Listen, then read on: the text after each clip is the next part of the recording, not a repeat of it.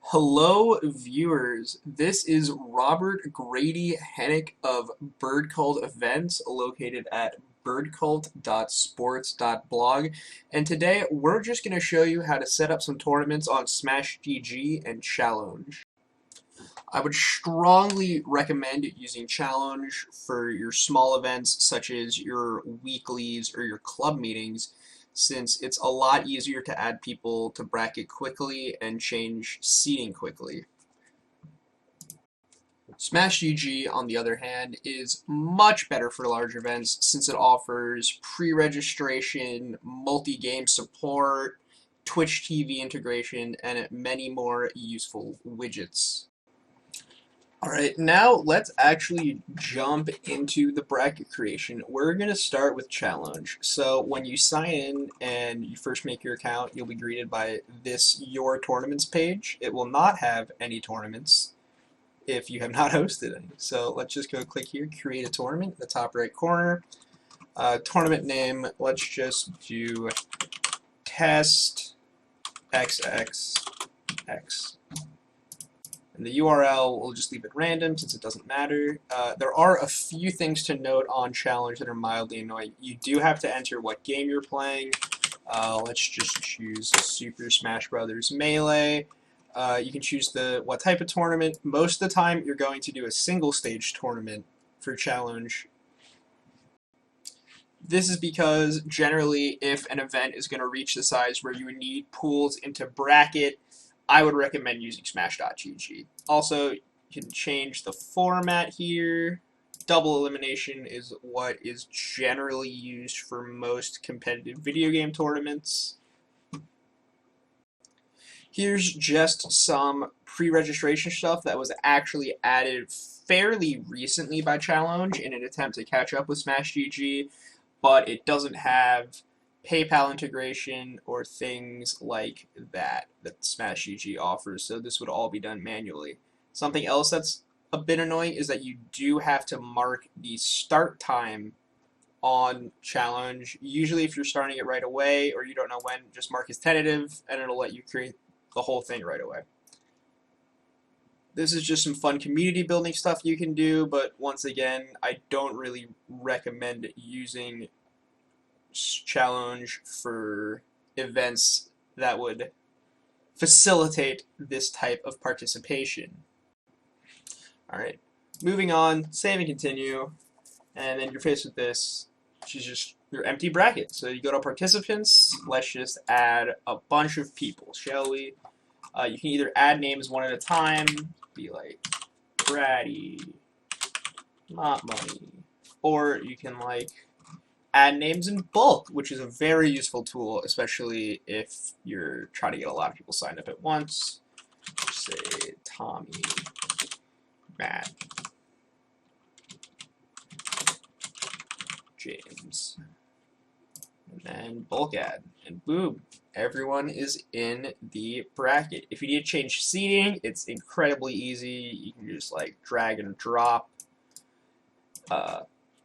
Moving over to the actual bracket, if you have not started the tournament, you can actually still drag and drop, which is incredibly useful because you can make sure that nobody's going to end up playing their friend or the guy they carpooled with very easily, and if they point it out to you, you can just change it in one drag. Alright, now to actually start and run the tournament, you click Start the Tournament, and that'll lock everything in here. You can no longer change seating, and if you do want to change seating, what you have to do is to go to Settings, scroll all the way down to Advanced Options, and you can reset or delete the bracket, which will let you restart everything. But anyway, back to the actual bracket. So, just some basic things. You want to report a match, click on that, say who won, say XXY120. And then, you know what, let's say that there's a big upset by Grady on Matt. I'm sure as you can see there's a bit of a lag between inputting the match and it being reported into the bracket. This is actually common on Smash GG and on Challenge, and is something that will annoy you the whole time you run an event, regardless of whatever program you're using to run the events. So now let's just show you a few little extra things you can do on Challonge. My personal favorite thing in the entire program is you click Mark in Progress. This is incredibly important, and I see a lot of young TOs messing this up and ignoring it. Marking which matches are in session makes your life so much easier. It lets you know how many setups are in use, it lets you know who's playing, or if it's been in progress for a really long time, it can help you figure out who isn't reporting the score of their match and is holding up bracket.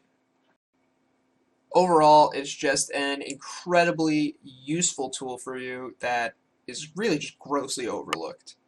But anyway, I'm going to run through this bracket real quick, put in a bunch of fake scores so I can show you guys the standings page. If anything comes up along the way, I'll hop back in and show you. Alright, so as we're running through the bracket, there is one more thing I want to show you in Challenge. Smash EG has a built-in disqualification option, but Challenge, on the other hand, does not. So it is pretty much universally accepted that if you put a -1 next to the person who DQ'd, that represents a DQ. Alright, so now you've got all your matches reported, tournament's over, what do? First things first, click End the Tournament. This will finalize everything, lock it in, and allow you to view this nice little final results screen. If you go to standings, it'll show everyone and how they did with their wins and losses and where they placed. Obviously, it looks a lot more interesting when there's more than 5 people in it, but you definitely get the idea. So to avoid this video dragging on for far too long, I'm going to cut it here with Challenge and have the Smash EG section be its own video. Honestly, that's probably better since I can get the event pre-approved and see if I can get Smash EG to give me some fun integration things I can show you. So anyway, that's Robert Grady Hennick from Bird Cult Events signing off. You can find me at birdcult.sports.blog or on Twitter at Grady Hennick. Thank you. Have a good day.